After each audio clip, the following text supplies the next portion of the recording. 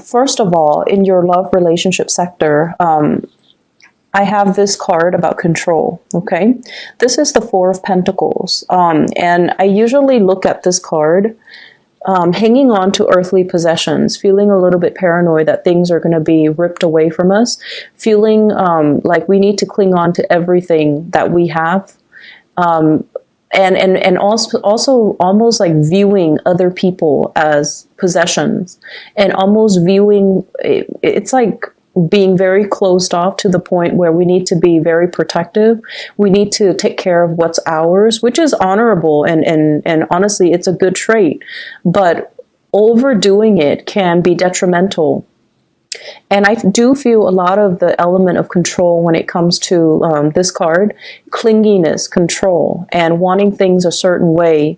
And I almost feel like, attributing our sense of self-esteem with our possessions, with the people that are in our midst. And I usually see it as like, the person that has like the trophy spouse, the trophy wife, the trophy husband, the eye candy, and that they can parade around town with someone who's very, very attractive, because they feel like it boosts their self-confidence when onlookers see that there was someone who's very attractive. They get a big ego boost.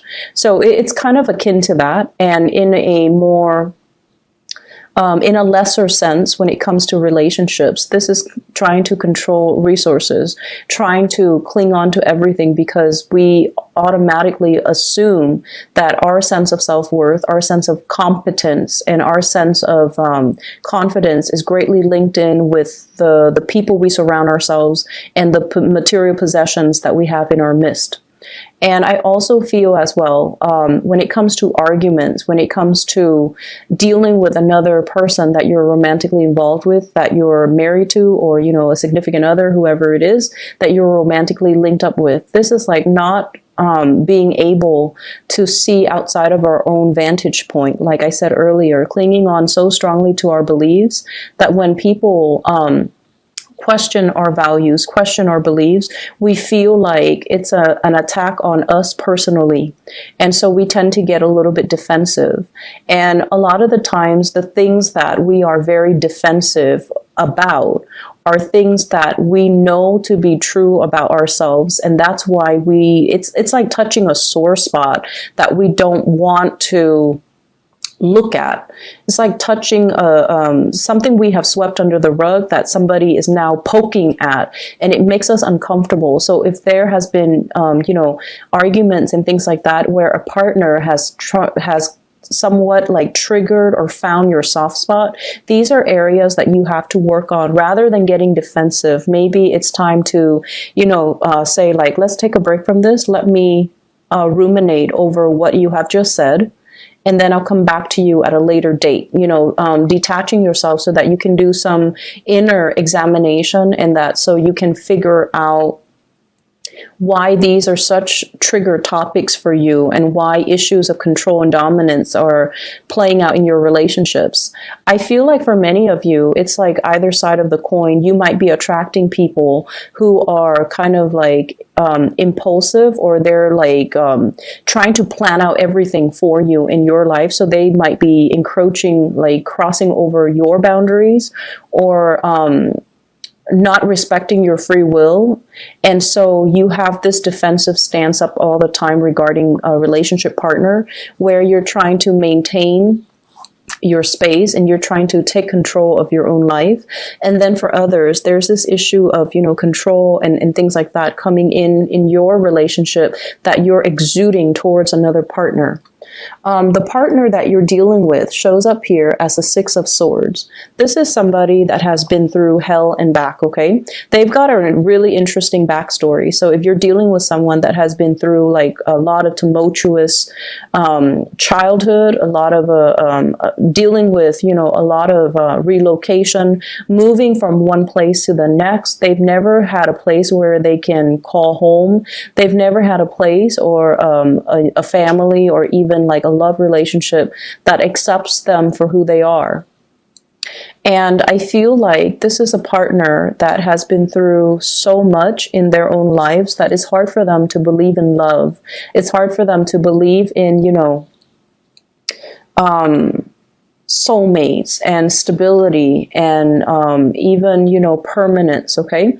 I usually think of this as a refugee card. It's somebody that had to be uprooted against their will from their place of familiarity and safety, and they have to venture off into a new land. And usually this indicates as well people of different nationalities, interracial dating, people of different cultures coming together. And automatically, whenever that happens, there's always going to be ideological differences, cultural differences, even cultural rifts and cultural divides that can be very difficult to overcome.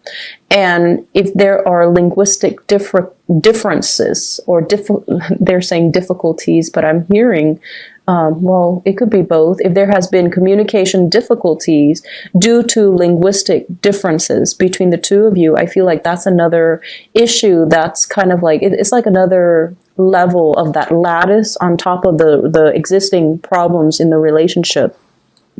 So you're dealing with someone who has, he or she has had to overcome a lot of trials and tribulations in their own life. They are very self-made. They don't sit around and whine and complain over things. They just get things moving. And I almost feel this need for someone who you're involved with. They're constantly moving so that they don't have to process things, so that they don't have to feel things, because their emotions can be so overwhelming. If they took the time to really, see a therapist or to really vent, it's like it would open up a floodgate of emotions, and they're not really ready to do that. So you're dealing with a partner who might be very broken, very injured. They're moving away from that. They're sailing away from it, and they're coming into calmer waters, and they definitely feel there is a lot of safety with you. They definitely feel like there's safety, there's a purpose, and they're trying to build that permanence with you. So rest assured that you're with someone that's not going to be leaving, and you're with someone that finds the comfort and home in you. And at the same time, it's going to be a very slow process for this person to heal from whatever situation they've had to contend with in their past. And so, they're coming from a space where they might be a little bit downtrodden and broken. They're coming away from it. But I also feel like there's a very strong sense of protection that you are giving off towards this person. They've been through a lot. And you are also very paternally protective of them, to the point where it might be patronizing, to the point where you are offering to do everything for them and not allowing them that freedom of movement, or not feeling like they're capable or competent enough to do it. You might do it like, it might be inadvertent from your end, but I feel like you're trying to control the situation, okay? I usually see this combination as like controlling elements seeping into the relationship.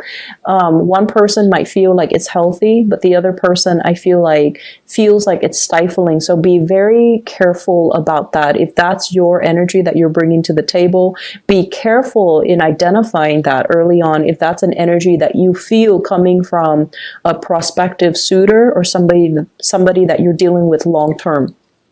The energy is very subtle, but it can be very toxic in the long run if you're not careful. Okay, if you don't nip it in the bud, it's going to escalate. So be careful about that. I also feel as well, others of you who are dealing with another person who's a lot more, I want to say a lot more stable, is looking for permanence, is looking for kind of like home, okay? We have here the Queen of Wands, and this is a fire sign, Sagittarius, Aries, or Leo. And it's also echoed in this card here. This is the Knight of Wands, okay? Somebody who is foreign to you. So from a foreign land, a foreign location, a foreign country. This is somebody that is a Sagittarius, an Aries, or a Leo, sun, moon, or rising. And what I feel coming in with this card is, this is somebody that's really, really, really fun to be with, okay? They exude a lot of excitement, a lot of passion. There could also be a lot of chemistry between the two of you. And the energy is really, really strong. They're very proactive. They get a lot of things done in their lives. They're kind of on top of this hill, like, I've made it. I'm now scanning around for a suitable partner, but somebody needs to be on my level. Otherwise, I'm not going to date them. So this is somebody who is quite picky. And if someone doesn't really, they're on a hill, so they have a lot of prospects, right? They're looking at things from a bigger, larger vantage point or a higher vantage point. And I feel like they see what you're about, and they need you to kind of like walk up this hill and meet them halfway, or they need to know that you're on their level in order for you to invest in them. And on your level doesn't mean material wealth. On your level doesn't mean, professional like achievements. It basically means wanting the same things. Wanting adventure, wanting expansion, wanting to, explore the world and look at the world as a playground rather than, just going through the motions, work and home, and rather than looking at the world with a pessimistic view. I feel like they want an equal partner in fun and adventure, and I feel like they're going to be a really good person to travel with. They're a good person for you to expand your worldview, your consciousness with. This is not somebody who is narrow-minded, okay? I feel like, they have their preconceived notions, like what the world is supposed to be, but they also make a lot of allowances for other people. They tolerate. I am getting like a very tolerance, a very understanding, a very maternal vibe with this person, where they care about people. They care about humanitarian ideals and goals. And I feel like they connect to people. Not as foreigners or like you're from this country, you're from that country, but they have this sense of collective consciousness where they see everybody as a human race, and they don't have any prejudice. They don't have any narrow-mindedness or tunnel vision when they deal with other people. And I feel like for them, there's also this innocent, trustworthy, and trusting energy that they bring to the table where they don't really believe anyone is out to hurt other people. So you might think it's naivety, but I feel like it's more giving everyone the benefit of the doubt. So you have someone that is really, it's like providing a breath of fresh air in your life and a fresh perspective. And because of that, I almost feel like they're really exciting to be around. And I feel that you are trying to build wealth with this person, okay? I have here the Ten of Pentacles. This is an escalation in the relationship. The way that this card is depicted is almost like castle in the clouds, right? Castle in the clouds, dreaming and conjuring up, this ideal family image, this sort of like a grand match between two people where the two people have the same educational level of attainment. If, for example, you have a PhD, they have a PhD. If you have a master's, they have a master's. If you have a law degree, they might be, if you're a lawyer, they might be a doctor. It's somebody who's very, very similar in professional achievements, educational achievements, someone who is a really, really good match. And for those of you who are in arranged marriages, I feel like your parents or whoever is setting you up might have somebody in mind for you who is a really, really good match. So a really suitable match for you, not just materially and professionally, but also a very good match for you on a spiritual level, and that will really allow you to grow and have a really fun relationship as well as a stable, suitable relationship. When I look at this card, I think about royalties and how back in the days, people kind of like, it's like a political marriage.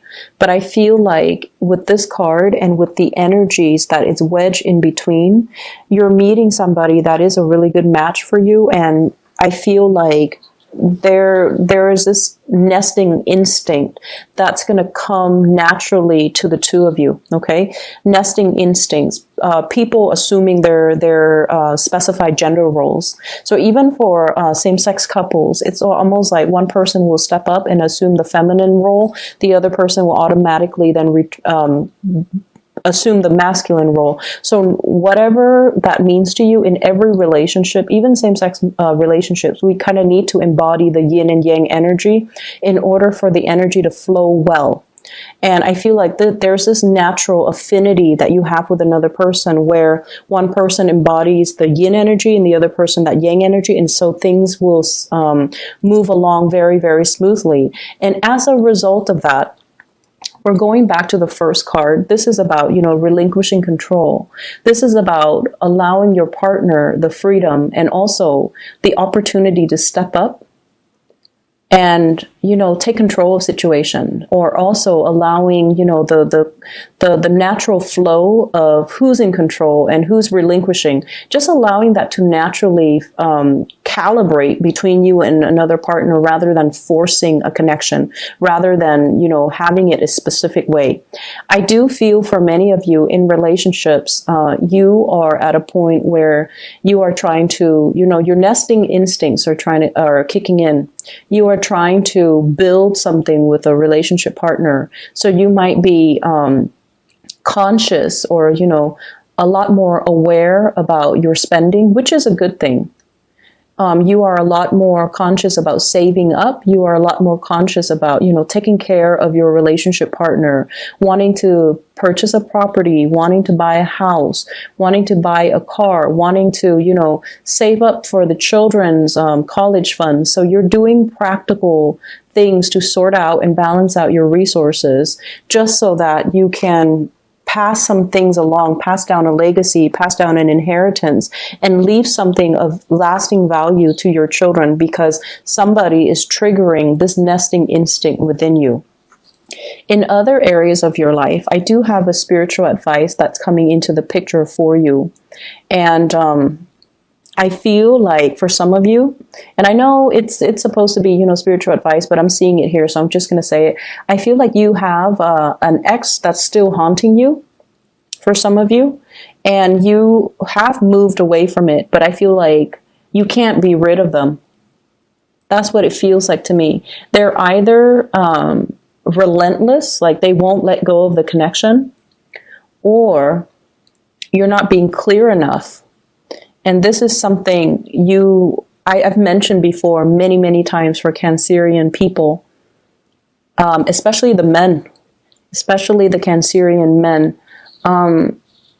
You're really nice people. And a lot of the times you send, confusing messages to the people that you're interacting with. And take a page out of the, I want to say, what sign is very, very final? Capricorn. Take a page out of the Capricorn playbook when it comes to, exes and relationships, okay? When they're done, they go silent. They don't even need to entertain that person. When they're done, Capricorns are done, they will ghost you. And you will never ever know, did the Capricorn person die? Are they okay? How could they not respond to me?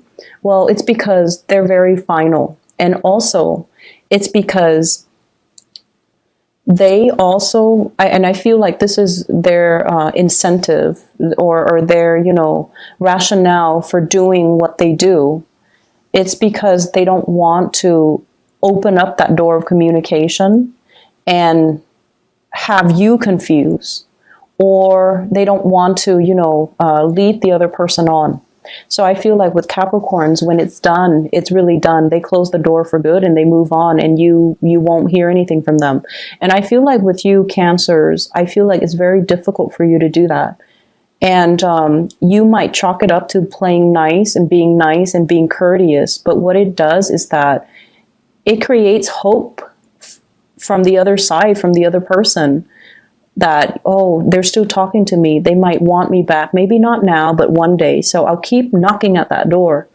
And that's not fair to the person that you're dealing with. And I feel like you have an ex here that's a little bit ruthless and a little bit relentless and a little bit like someone who tries to keep coming back. And I feel like you need to be very firm, and you need to, out of respect for your current relationship right now, you need to be very, very firm about setting your boundaries with exes, okay? And the reason I say exes here, we have the Death card, you moving on. You've already decided you're going to move on. You've already physically, emotionally, mentally moved on, and somebody's coming knocking. Someone who still carries a torch for you. Someone who might have had like a very passionate one night stand, fling, relationship, even marriage with you, and they're relentless. They're pursuing you, and they don't even have to be a fire sign. I just feel their energy floating around you, and I feel like, first, you were stuck in limbo, waiting on this person, waiting for things to get better. You've moved on your own. You've moved on. And I feel like you might have been waiting for them while they were going around, trying to find themselves, and quote unquote on that. It's like trying to find themselves, they were like too selfish to be in a relationship. They were just like not taking you seriously while you spent a lot of time waiting around for them. And then they choose to come back and give you communication whenever they felt like it. With this 8 of Wands here, this is swift, fast communication, travel, movements, and whatnot. And I feel like, when the communication was not responded in the manner that they hoped, they come out and they physically show themselves in real time, like showing themselves, and you've tried to move on. So it seems like there are some lingering energies with exes and things like that, and you kind of need to let go. And I see like many of you don't have a choice. You're letting it go because it's really interfering with your current relationship, and you're trying so hard to build that up and to maintain that. And good for you for realizing and recognizing that, because I feel like the ex keeps knocking on your door, and you can't send out mixed signals. Okay, it's very counterproductive, and energetically, it's just it's not a wise move for you and for the other person. So lay it to rest.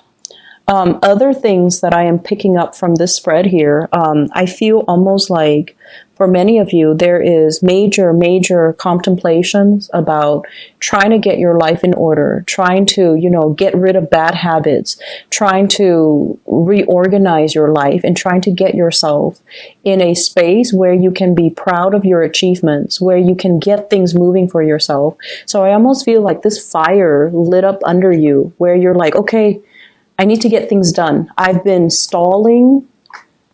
People have been stalling me, or I've been stalling. I've been kind of like on the sidelines of life, just hanging around. And, there are so many things, so many dreams and aspirations, and, things that I want to do, things that I want to achieve, but I've just been dangling here for quite some time. And then life, before you know it, passes you by, right? And it's sort of like, how if you've been like this, right? And then you get yourself out of this situation and you turn yourself upright, you have this massive head rush, right? Like it just feels otherworldly. So I feel like that's the head rush. It's when all the information, all the realization, all the revelations coming to you all at once, and it can feel somewhat painful, somewhat disorienting, and somewhat like time is running out. I need to get things moving. I need to get things started. And I feel like this week is all about continuing what you are doing, but doing it with a sense of urgency. And then I also feel like something is lighting a fire under you, and you're like, I need to achieve, I need to get out, I need to branch out, I need to get moving. So with this swift moving card, this is the rocket here. And I feel like, you're trying to get a lot of things finished, a lot of things wrapped up, a lot of things moving from your end. And I keep seeing oxygen deprivation, like for some reason with the Hangman and also with this card.